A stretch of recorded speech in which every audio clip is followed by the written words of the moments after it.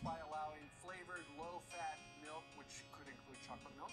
Also will require that half of the weekly grains be whole grain rich and will provide more time for gradual sodium reduction. So ultimately, are you saying that we may be taking half a step backwards, but ultimately more food will be consumed? Well, again, yes, I understand that obesity is a problem, but kids not eating at school at all is also a problem. And I think we also need to remember we need to give more control to the local folks, people on the ground trying every day to make appealable food for these children. And if they're not eating the food, that's a real problem.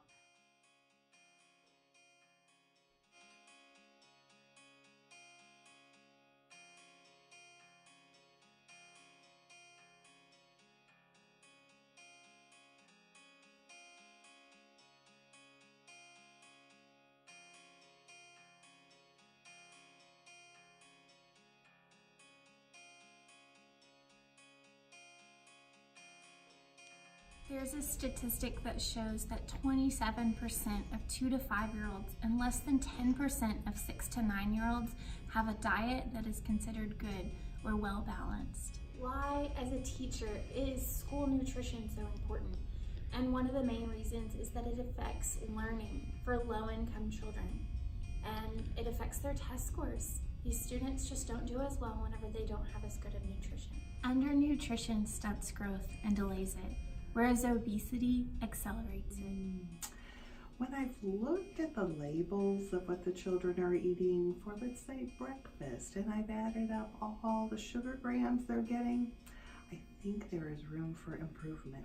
As a politician, I found it important observing kids in low socioeconomic classrooms that they're not eating correctly. They're not getting the proper nutrients. They're not getting what they need to stay healthy. That's why we have created the Healthy Hungry Free Kids Act of 2010.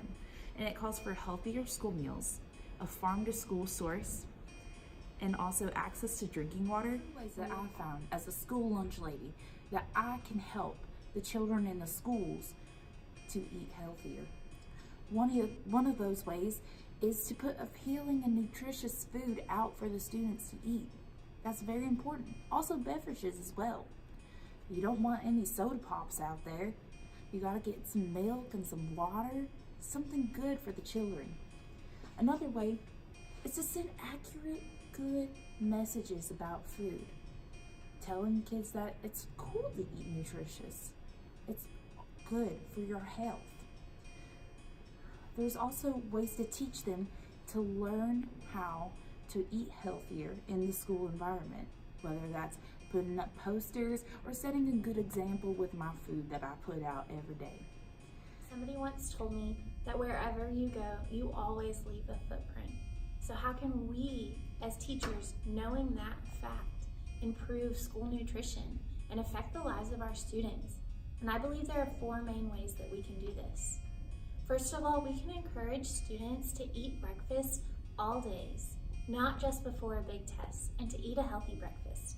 If they don't get a healthy breakfast at home, be able to provide them for that when they walk into our classroom or into our school building. The second way we can be advocates for our students is in secondary schools, advocating for those healthy snacks and those drinks to be sold in the vending machines. If we offer students junk, that's going to be what they're going to put in their body. But if we offer them healthy substitutes of those things, that then will be what they're going to be consuming. The third way we can be advocates is allowing children to bring healthy snacks in the classroom, to allow them to eat during the day. Snacking is a healthy thing if done in healthy proportions and with the correct foods. And if we allow that in our classrooms, then that will be a positive effect for those children. And the last, and I have to say most important way that we can be a part of school nutrition for our children is to be a good role model of healthy eating and teach good nutrition in your class. Put that into your curriculum, whether that be your PE teacher, you're an art teacher, you're a cafeteria worker, you're their general teacher during the day, that we should be those role models of those good behaviors that we want them to do. So the question has been posed, what should older children eat in order to be healthy? And this plays into school nutrition with the My Plate campaign. which I have an example here, where children should be eating more fruits and vegetables. They should be eating whole grains, proteins, and have a low-fat meal, and then dairy products and water for their drinks. Most children, however, tend to eat way too much sugars and way too much fats and not enough of these fruits and veggies in their diets. An article called School Lunch Before and After Implementation of the Healthy Hungry Free Kids Act by the School Nutrition Association talks about how they did a study of 4 classrooms with low socioeconomic students and saw the implementations before and after the Healthy Hungry Free Kids Act and saw the improvements. The results show that the kids did improve and they were able to eat better and get more nutrients that they needed. It is said on the cdc.gov that most U.S. children attend school for 6 hours a day and consume as much as half of their daily calories at school. This is why it's so important for them to get those fruits and veggies during the day, because this is where most of their nutrition is coming from during that school day.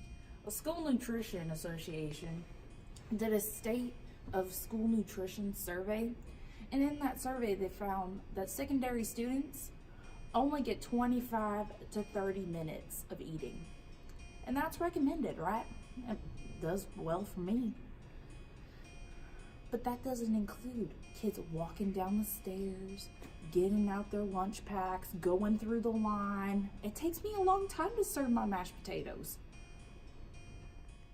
We just like to say that school nutrition is very important. It affects kids today, it affects kids tomorrow, and for the rest of their lives. It affects their test scores, it affects their social relationships, but most of all, it is the basis of a healthy lifestyle for the rest of their lives, and that is something that is very important. And the government has also contributed to this factor.